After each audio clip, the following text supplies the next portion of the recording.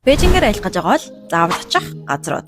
Part 2. Тэрэндагийн танилцуулах газар бол дэлхийн 7 гайхамшигын нэг алдарт цагаан хэрэн байгаа. Цагаан хэрмийн талаар товчон танилцуулах юм бол хойдын нүүдэлчд буюу монголчуудаас хамгаалах зорилгоор одоогоос 2700 жилийн өмнө барьсан бөгөөд нийт 21,000 км дөрвөлжлөх ба энэ нь дэлхийг хагас тойрсондоо тэмдэг хэмжээний маш урт, маш томоохон бүтээн байгуулт юм. Цагаан хэрмийг үзэх боломжтой нийт 6-7 хэсгүүд байдгаас хамгийн алдартай нь Бадалныг болон Мутянгны үсэг юм.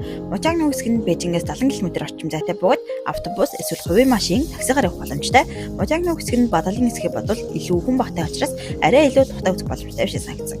Үсэг болон буухтаа кабель кар болон чейрлифт эсвэл тобогон зуух боломжтой. Эсвэл алхаад явах ч бас боломжтой. Явах болон буцах автобус, хөтөөж, кабель кар, орго тасалбар гээд бүгдээрээ нийлээд нэг хүний 250 вон буюу 125 мянган төгрөг орчим болсон байгаа.